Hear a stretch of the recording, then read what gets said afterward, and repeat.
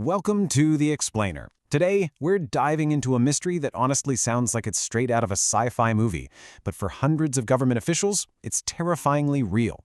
Havana Syndrome. Just imagine for a second. You're somewhere you're supposed to be safe. Your home, your office, and then bam, you're hit by this unseen, agonizing force. US and Canadian diplomats described it as this intense, targeted beam of energy, a silent assault from a source they couldn't see. So how in the world do we even start to unravel this? Well, we'll begin where it all started, with those first mysterious illnesses. Then, we're going to explore the leading theory, this idea of an invisible weapon. We'll look at other potential causes, and then we'll get into the very real, human cost of this whole unresolved mystery. Right, so it all began not with a bang, but with this really bizarre, localized sensation that just seemed to defy any logical explanation. The symptoms were just surreal.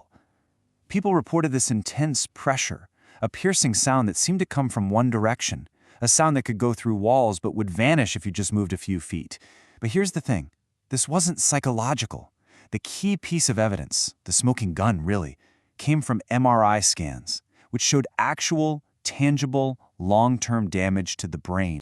And this wasn't just some strange thing happening in Cuba. The phenomenon just exploded. It went global. From China to Russia, US officials in some really high-stakes places started reporting the exact same terrifying symptoms. And then it hit home. Incidents were reported right next to the White House. This turned a strange illness into a direct threat right on US soil.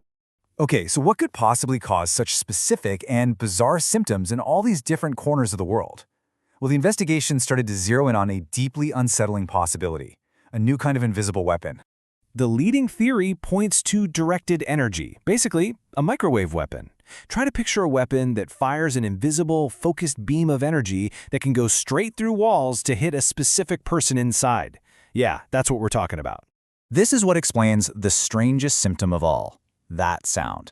It's something called the Frey effect. It was actually discovered decades ago, and it proves that microwave pulses can literally make your brain tissue vibrate, creating a sound that only you can hear because it's being generated inside your head. Wild, right?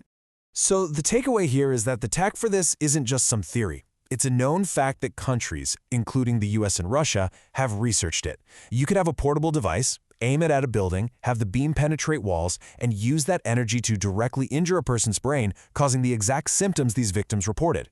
But look, to be thorough, investigators had to rule out other things. So what other theories were even on the table? And this is pretty much why all those other theories just fall short. Mass hysteria doesn't cause physical brain damage you can see on a scan. Pesticides or some local insect can't possibly explain the global pattern of these incidents.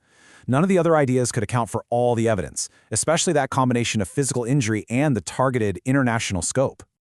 So while the scientific evidence was pointing in one clear direction, the official government response became this maze of conflicting reports, and that left the victims trapped in this painful, frustrating limbo.